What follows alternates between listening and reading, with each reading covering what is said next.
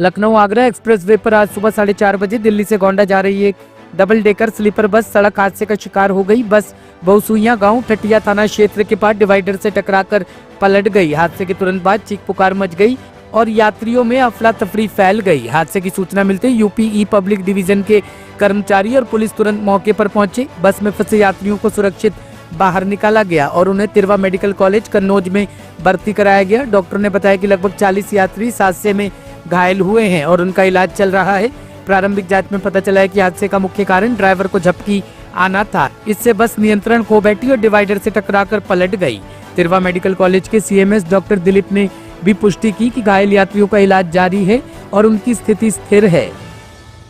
करीब 4:30 बजे 210 पे डबल डेकर बस एक डिवाइडर से टकराकर पलट गई जो दिल्ली से गोंडा जा रही थी। इसमें करीब 40 यात्री घायल होकर मेडिकल कॉलेज में आए हैं, जो कि सारे स्टेबल हैं। अभी उनके एक्सरे और जांचें हो रही हैं, उसके बाद कंफर्म होगा कि किसके फ्रैक्चर है क्या है।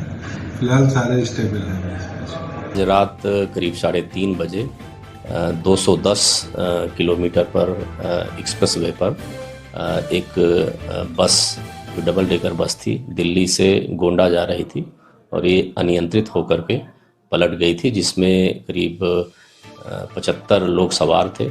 इसमें करीब 35 लोगों की चोटें आई थी, जिन्हें तत्काल तिरवा मेडिकल कॉलेज भेजा गया था, जहां प्राथमिक उपचार किया गया था और उस में कोई गंभीर चोट नहीं थी किसी को और बाद में उनको सबको डिस्चार्ज कर दिया गया। सभी अपने गंतव्य को जा चुके हैं और बस को हटवा दिया गया। यातायात सुचारू रूप से चल रहा है, बाकी विधिक कार्रवाई की।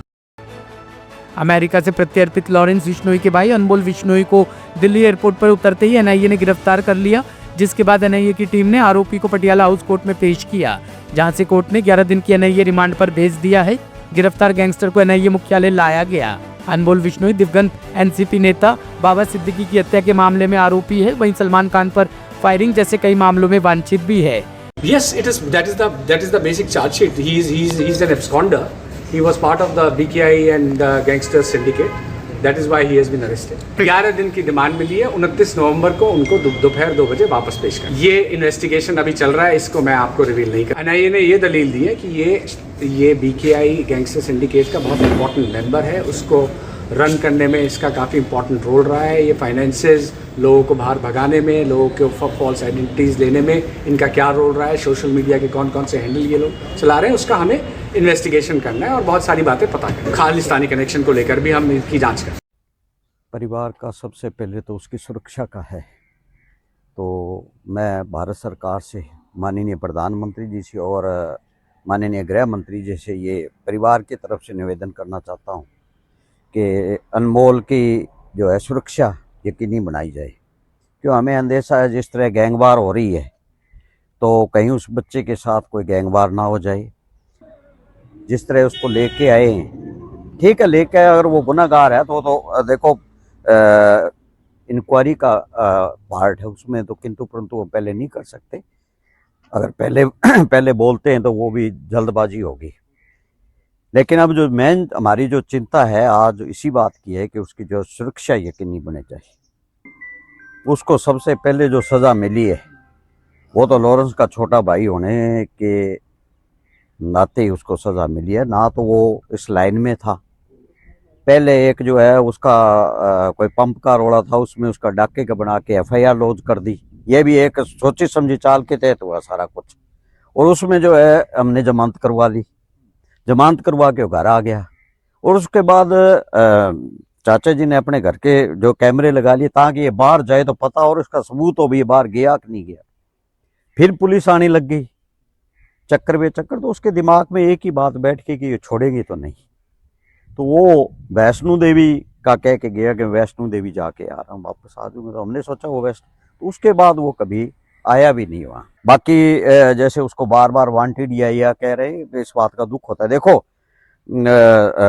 आरोप तो किसी पे लगाया जा सकता है, मेरे पे भी लगाया जा सकता है कि मैं चोर हूँ, लेकिन जितने तक वो चोर को माननीय कोर्ट के अंदर साबित नहीं होता तो हम उसको चोर कैसे मान लें। इसी तरह जो है उसको वांटेड कर दिया, ये कर दिया, लेकिन जितने तक वो साबित नहीं होता उतने तक आप उसको मुलजिम कैसे कह सकते हैं? तो मैं मीडिया से भी ये निवेदन करना चाहता हूं कि कृपया आप थोड़ा सा संयम बरतें और सहयोग दें। अगर वो गलत किया तो देखो कानून अपना काम करेगा, उस पर हमारा कोई ना, हम इस बात से हमारी कोई बात है, मैंने पहले भी बताया कि हम तो कानून की जो सम्मान करने वाले लोग हैं। दिल्ली में वाहन चोरी के बढ़ते मामलों के बीच पश्चिमी दिल्ली की मादीपुर चौकी पुलिस ने 2 कुख्यात वाहन चोरों और झपटमारों को गिरफ्तार कर एक अहम खुलासा किया है। आरोपी किसी भी वारदात को अंजाम देने के लिए रैपिडो से बुक की गई कार का इस्तेमाल करते थे ताकि पुलिस उनकी लोकेशन या उनके आने जाने के साधन को ट्रैक न कर सके। उनका यह तरीका अब तक पुलिस की नजर से बचता रहा, लेकिन इस बार चाल काम नहीं आई। मादीपुर चौकी प्रभारी नरेश अलावत और उनकी सतर्क टीम ने तकनीकी जाँच और सूझबूझ के आधार पर इस गैंग का पर्दाफाश किया।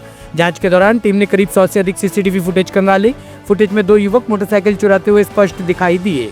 टीम ने उनके वारदात से पहले और बाद के रूट को ट्रेस किया, जिसके बाद पता चला कि दोनों आरोपी रैपिडो से बुक की गई कार में घटनास्थल पर पहुंचते थे। सीसीटीवी फुटेज से मिली कार की जानकारी और आगे की तकनीकी जांच के आधार पर पुलिस को एक आरोपी का मोबाइल नंबर हासिल हुआ। इसके बाद तेज कार्रवाई करते हुए दोनों आरोपियों को गिरफ्तार कर लिया गया। उनकी निशानदेही पर चोरी की 2 मोटरसाइकिलें भी बरामद की गई। ब्यूरो रिपोर्ट टीम तफ्तीश न्यूज।